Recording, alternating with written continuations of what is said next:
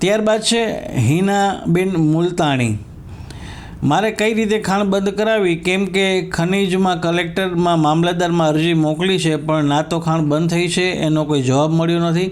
હજી ખનીજ કાઢવાનું શરૂ જ કર્યું છે. બહુ એકાદ મહિનો થયો છે. મારું ગામનું નામ ઉના તાલુકો છે અને જમીન ગામ મેણ છે.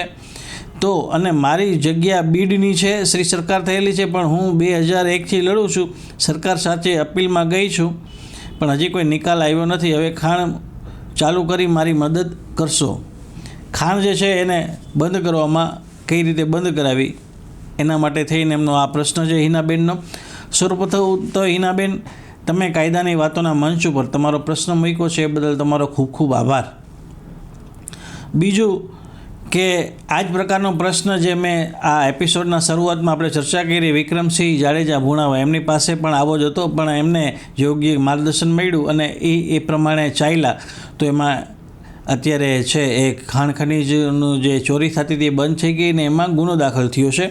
હવે તમારા પ્રશ્નની ચર્ચા કરીએ હિનાબેન, તો તમારો મુદ્દો છે એ ગંભીર છે. તમારી જમીન છે એ વિસ્તારમાં ગેરકાયદેસર ખાણ ચાલે છે અને અરજી કરવા છતાંય જો કાંઈ કાર્યવાહી ન થાય તો હવે આગળ મજબૂત કાયદેસર પગલાં લેવાની જરૂર છે. તમારા કેસની સ્થિતિ મુજબ કલેક્ટર અને મામલતદાર પાસે અરજી કરી છે છતાં ખાણ બંધ થઈ નથી. અપીલ પેન્ડિંગ છે છતાં ખાણ ચાલુ છે. આ સ્થિતિ છે એ ઇનએક્શન બાય ઓથોરિટી ગણાય કાયદા મુજબ. હવે શું કરવું જોઈએ? તો સૌથી જેને કહેવાય કે હાયર ઓથોરિટી છે એને તમે રિમાઇન્ડર આપો, કલેક્ટરને રિમાઇન્ડર અને રિપ્રેઝન્ટેશન આપો પાછું. બીજું, જે જીઓલોજી અને માઇનિંગ ડિપાર્ટમેન્ટ છે ગુજરાતનું એને પણ તમે ડાયરેક્ટ ફરિયાદ કરી શકો છો.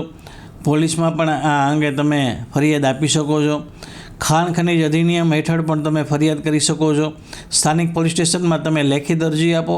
બીજું, આ બધી અરજીઓ આપ્યા પછી જો તમને કોઈ જવાબ ન મળે તો આ તમામ ઓથોરિટી પાસે તમે આરટીઆઈ કરીને માહિતી માગી શકો છો કે ભાઈ મારી અરજીમાં તમે શું પગલાં લીધા છે. આરટીઆઈ એ એક એવું હથિયાર છે કે એને કારણે જે સિસ્ટમ છે એ જેને કહેવાય કે એ વર્કિંગમાં આવી જાય છે. જો તમારી કોઈ ફાઇલો દબાવીને બેઠા હોય અને તમે આરટીઆઈથી માહિતી માગશો તો ઓટોમેટિક એમાં પછી કાર્યવાહી ચાલુ થઈ શકે છે. એટલે તમે આ બધી અરજીઓ માની લો કરી ચૂક્યા છો જે મેં અત્યારે કીધી, તો એ અરજીઓ અનુસંધાને તમે આરટીઆઈની માહિતી માગો કે ભાઈ આ 100 તારીખે અમે આરટીઆઈ કરેલી છે, એ અનુસંધાને શું પગલાં લેવામાં આવ્યા છે એના કાગળોની નકલ તમે માગો. એટલે ઓટોમેટિક ઓથોરિટી છે એને એક્શન લેવા પડશે, જવાબ આપવા પડશે. બીજું, આટલું બધું કર્યા પછી જો કોઈ ઓથોરિટી છે એ કંઈ કાર્યવાહી ન કરતી હોય તો સૌથી જેને કહેવાય કારગર હથિયાર છે તમારે હાઈકોર્ટમાં આ અંગે પિટિશન કરવી જોઈએ, ડાયરેક્શન માગતી, અને ઓથોરિટી છે એ એક્શન લે એ પ્રકારનું ડાયરેક્શન છે એ તમારે માગવું પડે, જેમાં ગેરકાયદેસર ખાણ છે એ બંધ થાય અને જે જવાબદાર અધિકારીઓ છે એને આ બધા પગલાં લેવાની ફરજ પડે. એ મુજબની પિટિશન તમે કરી શકો છો. એની સાથે તમારે તમારા જે કંઈ પુરાવા છે, ફોટોગ્રાફ્સ હોય, બધા વિડીયો તમે કાંઈ લીધેલા હોય, આ બધા ખાણ ચાલુ હોય ગેરકાયદેસર એના, તો આ બધા પુરાવા તમે એકત્રિત કરો. આરટીઆઈ દ્વારા માહિતી માગી હોય તો એ પણ એકત્રિત કરી અને આ તમામ પુરાવાઓ સાથે હાઈકોર્ટમાં પિટિશન કરશો તો જરૂરથી તમને એમાં રસ્તો મળી શકશે એવું મારું માનવું છે. તો હિનાબેન, હું આશા રાખું છું કે તમને મારા જવાબથી સંતોષ થયો હશે અને વિશેષ કાંઈ મૂંઝવણ હોય તો હજી પણ તમે કોમેન્ટ બોક્સમાં તમારો સવાલ મૂકી શકો છો.